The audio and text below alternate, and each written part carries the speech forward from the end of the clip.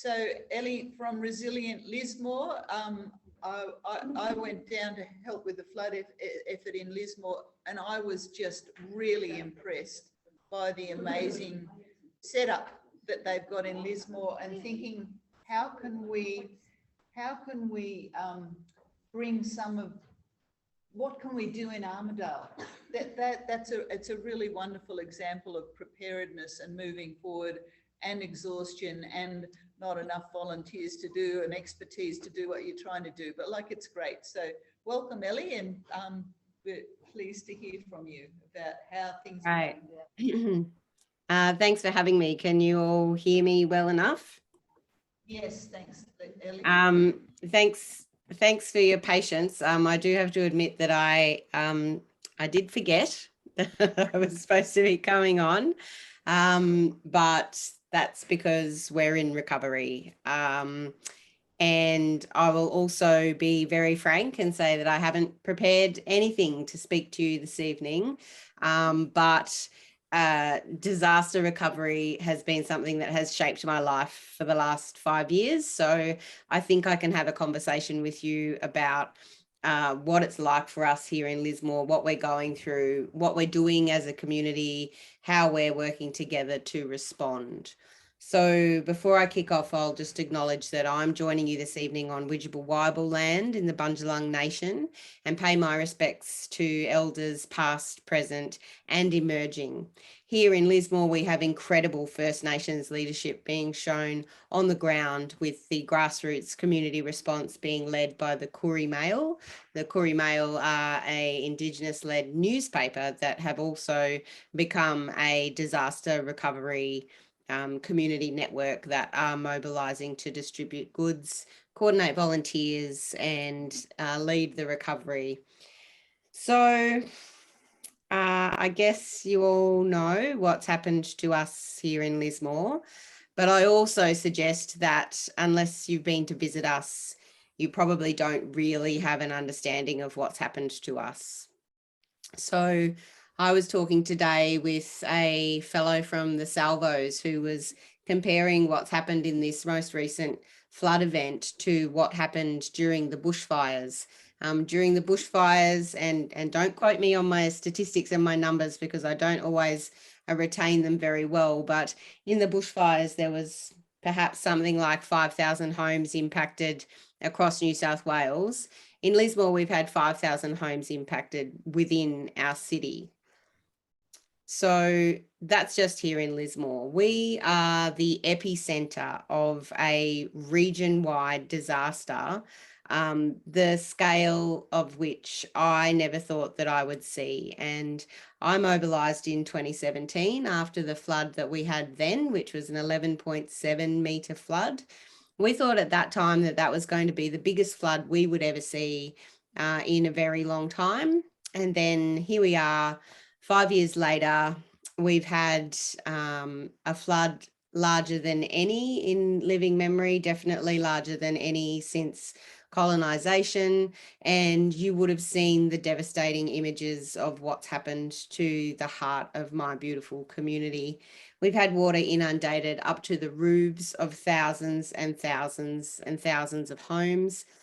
We don't have a handle on what the displacement looks like. We don't have a handle on how many people have been displaced from their homes because it's incredibly difficult to track.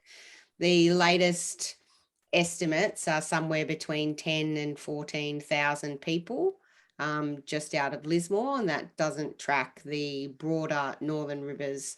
Obviously, there have been significant impacts across other communities like Coraki, Woodburn. Ballina had flooding in places it's never had flooding. Byron Bay had flooding just the other day. But again, the epicenter of this disaster is right here in my community in Lismore. And I also acknowledge that we've got really significant landscape collapse. It's being referred to by somebody that I know out in the hills. So we have landslides and roads that have just crumbled away and aren't there anymore. So the scale of what we are living through is unimaginable, even for those who have been in it. before. And then last week we had the 4th highest flood on record come through our city. And that's been a really strange experience, because that flood, which only got to 11.4 meters, was so much smaller than the previous flood on the 28th of February that it's almost like it didn't happen. And that's a really strange thing to wrap your head around. So that's the context. That's what we're living through. Our entire CBD is destroyed. Lismore is the heart of the region of the Northern Rivers. It's where all of our professional services are, our banks, our lawyers, our accountants, our social services, our community housing providers, our disability support services, everything that is provided to the broader community of the Northern Rivers is situated in the flood basin. Terrible town planning, but that's the situation that we're in. So as a community, we have residences that have been wiped out, but we've also had all of our services wiped out as well. So now that I've painted the picture, I'll speak to you about Resilient Lismore. So we are a community initiative that started in 2017. In 2017, we were known as Lismore Helping Hands, and we came together in the first few days after the flood. We were a large Facebook group network. At that time, we were amazed that our Facebook group had grown to 3,000 people in a space of 5 days. That Facebook group has subsequently gone on, and now it has 30,000 people in it. It's the same Facebook group that has gone on an evolution since the 2017 event. Now we are managing a group of around 30,000 people, which has its own challenges. As well as doing that, and within that Facebook group, and social media has its challenges, but it's also very powerful, because we know that it's how community members talk to each other and self-organize and connect with each other. So we're really supportive of that peer-to-peer connectivity and community supporting community. So that's very important to us. But we're also managing a database where we match volunteers with jobs that are required. So the messaging that we put out to our community is always help your family, your friends, your businesses, or your community networks that you know and that you have relationships with. Help them first. And then if you have extra capacity or you can help other people, then come to us and we'll find you other work. Similarly, from an impacted residents perspective, we are saying, if you can get help from your friends, your family, or your networks, that's the priority. Get help from people that you know. And if you get into a position where you need more help than you're able to rally from the people around you, then come to us and we'll help to connect you to bigger support networks. One of the really interesting things about this particular disaster recovery is the partnerships that we've got going with the formal agencies and the formal response. We know that as disasters continue to escalate, we're going to see disaster upon disaster. They always seem to be getting bigger and bigger disasters that we're living through in Australia. We know that Australia is on the forefront of climate change. We are going to live through big disasters in our lifetime. And we know that the community must partner with government. The community and government must partner with community. These events are far too big just for government to manage, and they're definitely far too big for community to manage. So we must work side by side. And Resilient Lismore has got that going really well. We work with the Army, the Australian Defence Force, who are here in numbers. We work with the Formal Recovery Agency, and we are collaborating in terms of getting some of those bigger jobs managed. I want to pick up on what I've heard Helen say before, which is around community preparedness for events like this. I have a history in community development, and I know that it's the fabric of a community that serves a community well when events like this hit. So it's about the relationships that you have with each other within your community. It's about the networks that you have and how those networks intersect with each other. It's about how people you know and you trust in your community, and who you can pick up the phone to when disaster strikes to get things organised.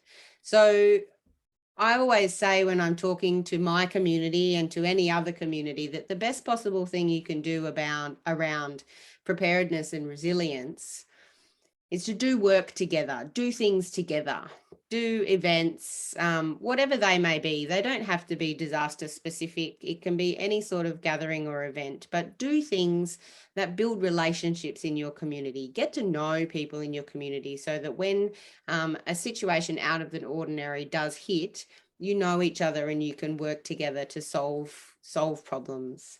I guess a final thing, just while we're speaking off the cuff, the other thing that I think that we should be heartened by as communities that get to live in these extraordinary times is that we are inherently creative, innovative, and skilled. And so it's really important that when situations like this hit, that we are able and supportive of being flexible and being adaptive and being able to respond to emergent offers and situations. So, for instance, the database that we are running was an idea that someone just walked into the room where we were responding and said, hey, I've got this database, why don't we try using it? And in any disaster like this that happens suddenly, people will always pop up with systems and processes and ways of working in order to respond as a community. So I think it's really important that we embrace that complexity, we embrace that emergent technology, we embrace the solutions that will be coming to the fore, and that we step out boldly and bravely into the world of uncertainty as we work together to respond. That's probably all I've got off the cuff. I'm really happy to take questions or to ask anything, or if you've got prompt questions you'd like to offer me, I'm happy to respond. I've got a couple of questions, Ellie. Right. One is, funding. Funding. What kind of funding do you need, and how do you access that? And is there enough? And how, do you need more? How could more be made available? Sure. So one of the learnings that we had from 2017 was that we didn't put enough focus into capturing the offers that were made into our community. So in 2017, we were so busy responding and catching truckloads of furniture and white goods and things like that, that we missed a lot of the opportunity that comes in that initial outpouring of love and support. So one of the things that's really important to remember is that, I think Lismore stayed in the news cycle for a little bit longer, but you really only have about 7 days of media attention to put your message out into the community, the wider community, and to make your ask. So we were ready this time to respond, and we established a partnership with a local philanthropic organisation. So we were able to accept deductible gift donations pretty much immediately. So Resilient Lismore has raised enough money to transition us from a purely volunteer-led effort. So to date, and what we're coming up to, approaching 6 weeks. So from impact until now, it's been entirely volunteer run, but there is only so long that volunteer initiatives can go for. So we've got enough money for seed funding.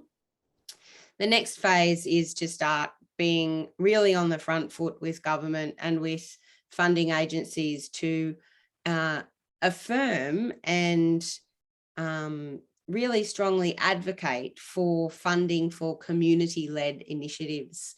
the best recovery is community-led recovery. So I am of the firm opinion that the role of government is to go into communities, find the organisations and the community networks that are doing the work already, and resource those organisations and networks to keep supporting their own communities. The worst possible thing that can happen after a disaster is for a whole lot of and no offense to anyone from Sydney in the audience, but the worst possible thing is for a whole lot of people from Sydney to be flown into the disaster who don't know the community, who don't have the networks, and who don't have the relationships that are necessary to enhance a strong recovery. So yeah, so we've got seed funding that we've managed to gather from fundraising. And so now we're moving into an advocacy position to really affirm the role of community in recovery. And I'll be doing everything I possibly can to get as much funding as we can, because recovery is a long road. And yeah, we need government funding to be able to do it. It's not fair and it's not appropriate that community initiatives should be funded from within impacted communities. And the other question I had was insurance, because like, you know, you're in a tricky situation there of having a whole lot of volunteers who you don't necessarily know coming in. How did you manage that issue? Yeah. So in disasters, they're known as spontaneous volunteers. So they're the amazing, incredible, well-meaning people that just pour into a disaster zone and get stuck in and do it. So you're never going to be able to properly manage that. But we moved quite quickly, and you would think that it would be challenging to get insurance or volunteer insurance in a situation like this, but it's not. It's actually very achievable. And as long as you have some fairly straightforward volunteer management processes in place, that you're supplying and emphasising safety, equipment and supply and use. And so one of the things we did pretty much from day one was we called out for really significant donations and supplies of personal protective equipment, and we've been putting that onto volunteers as fast as we possibly can. We also have a sign-up process, and you know, the volunteer has to sign that they know and accept the risk that they are entering into. And yeah, we meet the requirements of volunteer management, and we're able to secure insurance for our volunteers.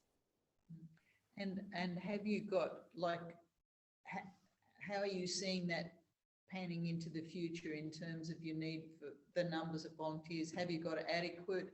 Is there a big shortage in some areas? Yeah. Definitely. So in our volunteer system at any one time, we still have work that we could, and this is only like a snapshot of a day, we could probably task at least 2,000 volunteers right now, just based on the work that we have currently in our system. And that's just at a point in time. As we know, the jobs are long and they have long lifespans. And so, yeah, we could easily task thousands of volunteers every day. So yeah, the reality of spontaneous volunteers is they do come in a surge. So in the initial, straight after impact, you have this big spike of volunteers.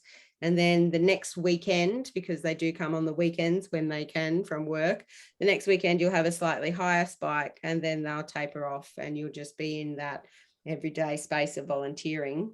One of the great things we've got going at the moment is we've got some partnerships with local businesses. So for instance, Norco, I'm sure you're all familiar with Norco Milk. Unfortunately, Norco has been badly impacted as well in this event, but what they are doing is, while they have some recovery funding, they're continuing to pay their staff, and their staff are coming and working with us in the recovery. We've also got some good partnerships with people like Volunteering Gold Coast, who are sending down busloads of volunteers to us on regular basis. And we have the occasional good-hearted soul who has ridden their motorbike from Perth, and they'll come and work with us for 3 weeks and things like that. So one of the challenges in Lismore is accommodation. We don't have a lot of space for people to stay because so much of our housing stock has been wiped out, but we're doing the best that we can and working to try and find solutions every day. And as we do, we'll continue to access particularly corporate volunteers, I think, is the best pathway. But by all means, if any of you would like to send a bus up to Lismore, we will welcome you with warm arms and put you straight to work.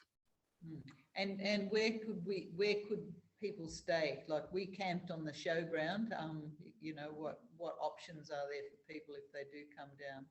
Yeah, so unfortunately the second flood put us back a little bit, but before the second flood we had almost got the Lismore Turf Club online for volunteer accommodation and camping. We're working really hard to try and find billets because as much as many impacted people are staying in spare rooms and whatever accommodation is available in the wider community, a lot of that is short term, and short term doesn't necessarily work for flood affected people.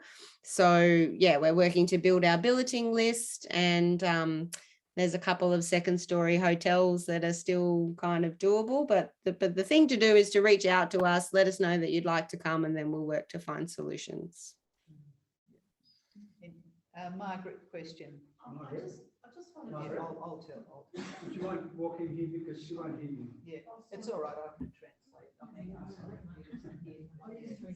Sorry, thanks so much. It's really great to hear. I just wanted to ask about a lot of that sort of flood victim short-term accommodation might be coping with sort of couch surfing, whatever, but what is in place, or what do you need for long-term accommodation or medium term for the actual flood victims? Yeah.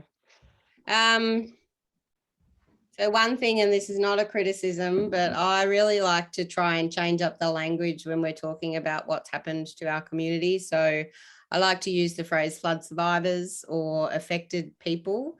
I think that as we think about disasters and what happens to us, we need to try and change our terminology from victims. That's just my own little flag I'm going to wave there. And yeah, housing is, there's no solution, and it is an absolute pain point. In one of the first meetings that I sat in on, only a few days after this event, someone mentioned Christchurch and the similarities of what has happened to us here in Lismore as what happened in Christchurch. And in Christchurch, same thing, people went and camped in on top of each other, stayed with the generosity of strangers, and then, you know, it doesn't take long for that to become an additional pain point, an additional pressure point. And we're just waiting for the state government to find solutions. And I'm not afraid to say that they are moving too slowly.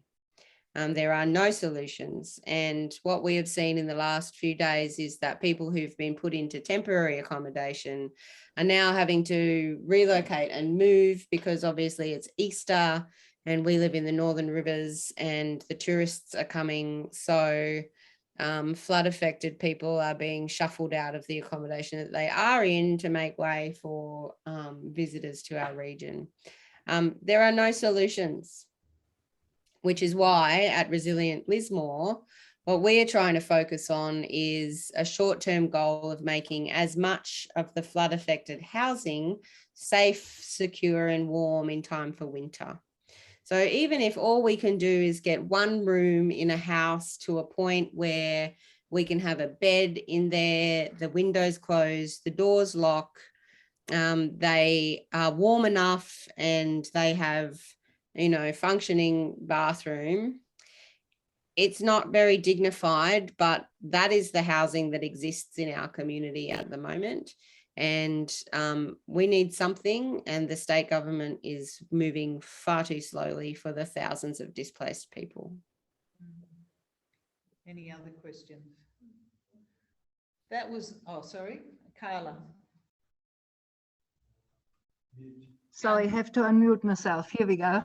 Yeah, I just remembered as I'm listening to you, that I visited a company in Lismore or close to Lismore that are actually doing container housing. Yes. And I'm thinking in terms of long-term preparedness, I mean, container housing would be fantastic, wouldn't it? Because they are made for like shipping Yes. situations where, you know, any additional rainfalls wouldn't even be a problem there. So I wonder, have you thought about that?